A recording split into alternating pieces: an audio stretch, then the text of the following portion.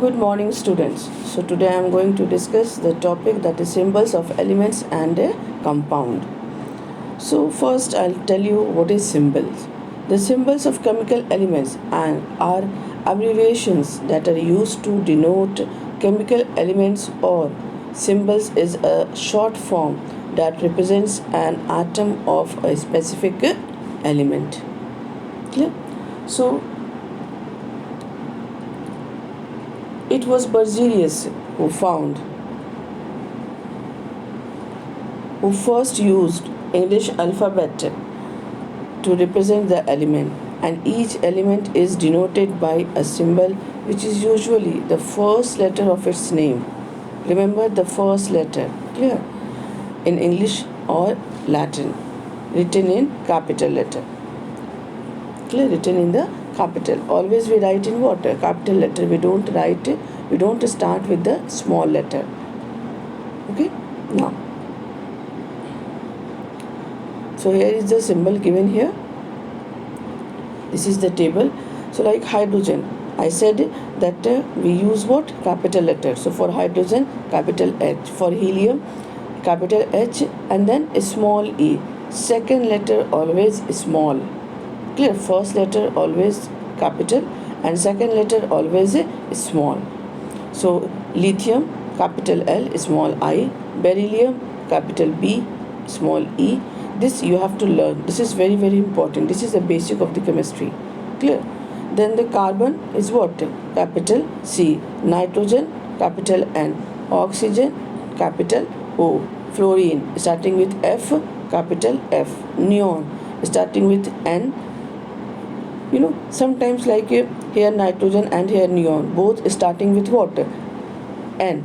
So in both we will write N, but if we will not make a difference, then what will happen? We can get confused.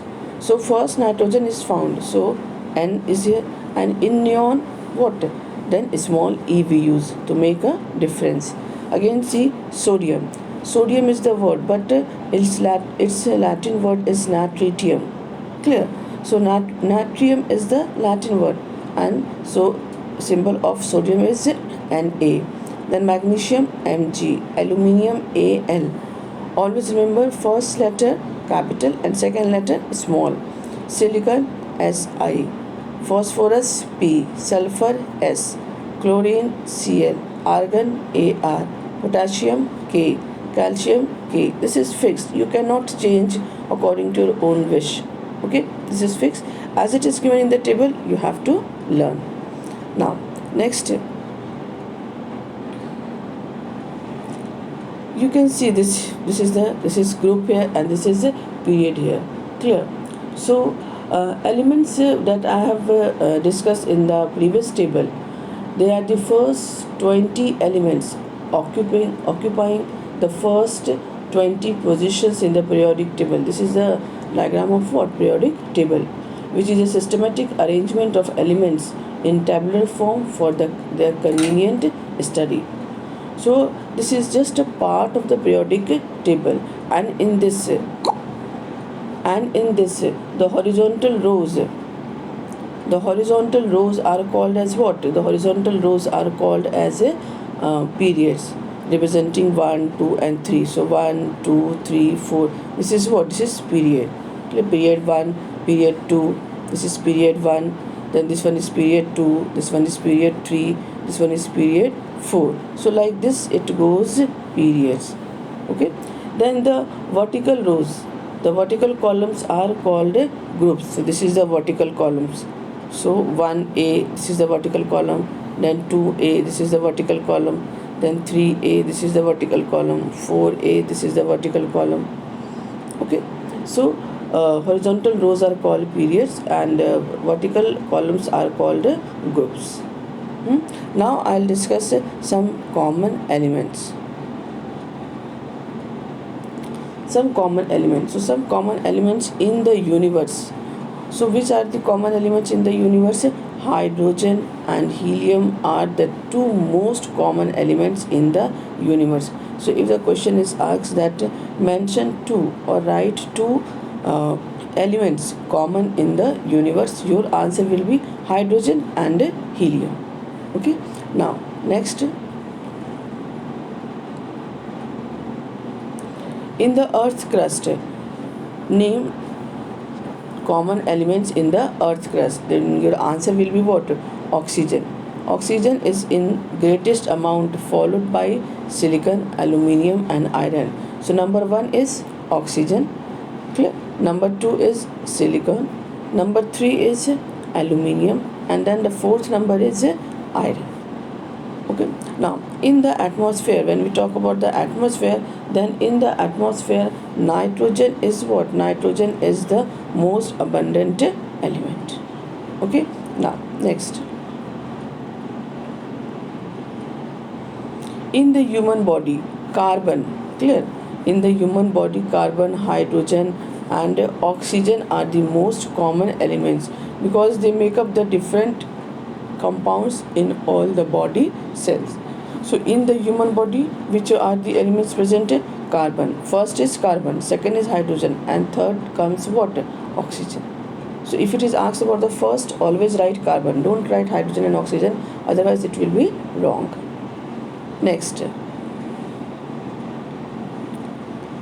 compounds. What is compounds? So compounds are what? Pure substances formed by the, it is here, it should be here, formed, FORMED. Clear? This is not. So the compounds are pure substances formed by the chemical combination of two or more elements in a definite proportion. This is very important characteristics of the compound, that in compound the elements are present in definite proportion by mass. Now molecule is the smallest unit of what? Compound. Like atom is the smallest unit of element, same way molecule is the smallest unit of a compound. So here is the table in which the different examples given here, many examples are here, and those the compounds are formed of which elements, that is also present. So like water, in water which are the elements present? Hydrogen and oxygen. Then in sugar, carbon, hydrogen and oxygen. So this you have to learn, this is very important. Common salt, sodium and chlorine.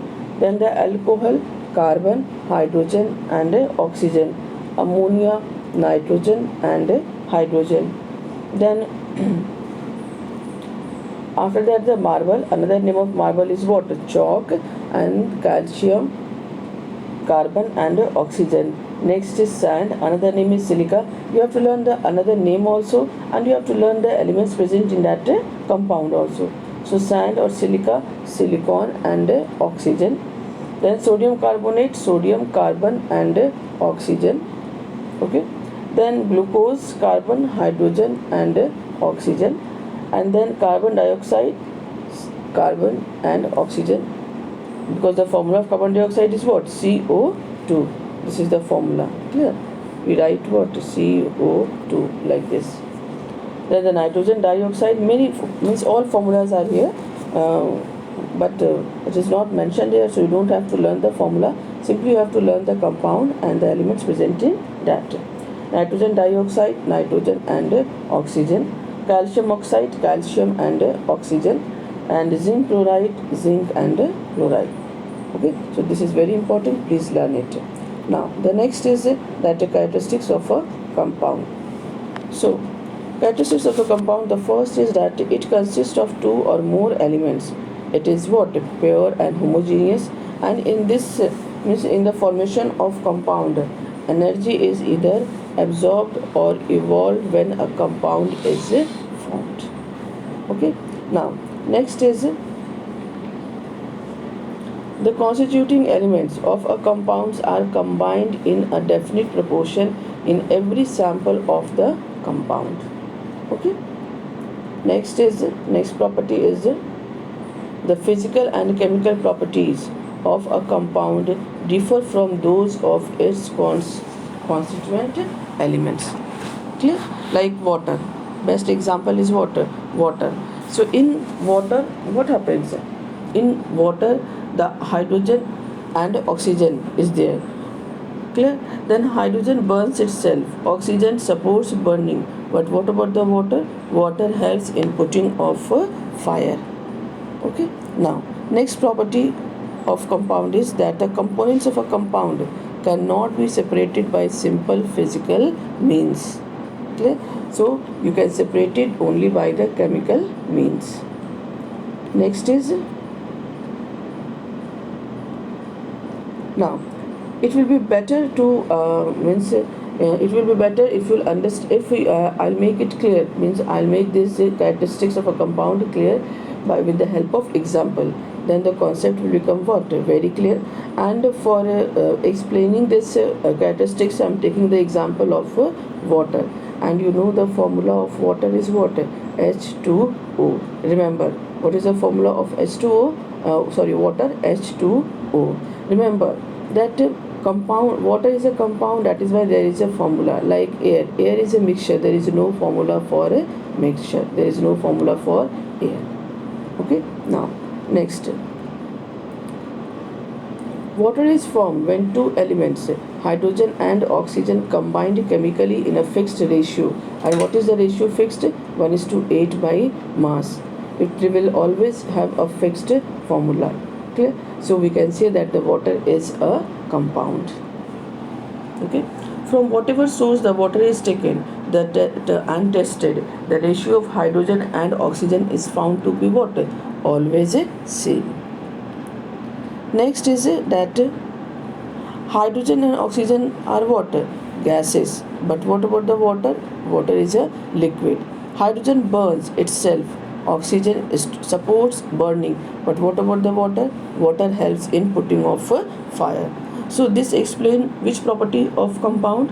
That the properties of water are entirely different from those of its constituent elements. And this is one of the important characteristics of water compound. Next, the components of water can only be separated by a chemical process. And what is the name of that chemical process? Electrolysis. Clear? So water molecule cannot be broken into its constituent elements, hydrogen and oxygen, by simple physical method. So in compound, constituents can be separated only by the which process? Chemical process. And when we separate the components of water, then we follow the process. And what is the name of that process? Electrolysis.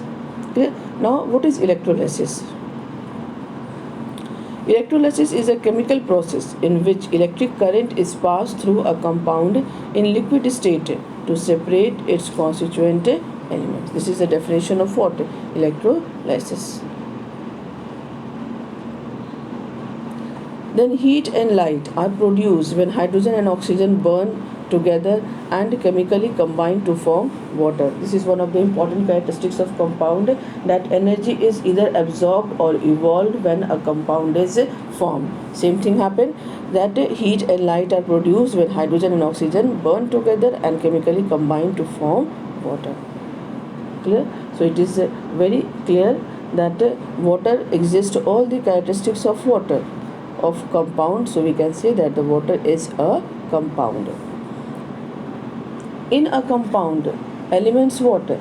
In a compound, elements always combine in a fixed proportion. The proportion is what? Always fixed. This is very important. Any change in the proportion of elements will make a different compound. Example, if very good example is taken here. If two hydrogen atoms and one oxygen atom combine, they form water molecule. However, if two hydrogen atoms and two oxygen atoms combine, they form a different compound. What is that called? Hydrogen peroxide, and the formula is H2O2. So you can see here, as the number change, the compound also get a change. Okay? So H2O2 is completely different as compared to water. There are many examples like this. Same way,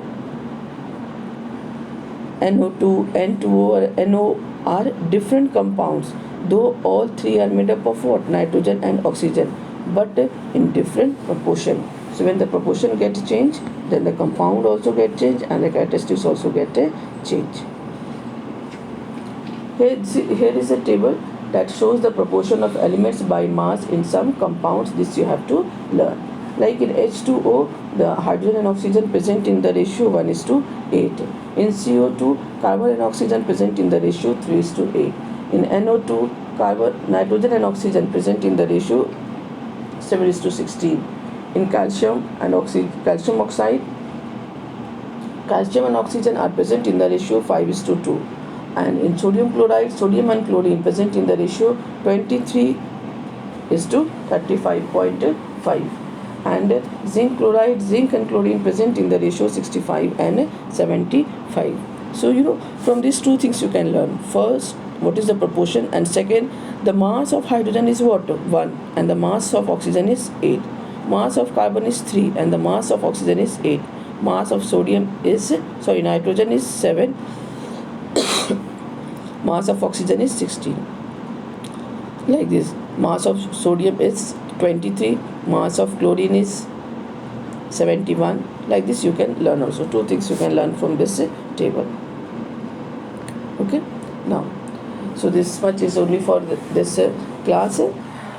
Okay, I hope all the topics must have become very clear to all of you. Please learn it fast, and don't forget to subscribe this channel. Please subscribe this channel. Make this channel popular among your friends, among your family members. Thank you very much.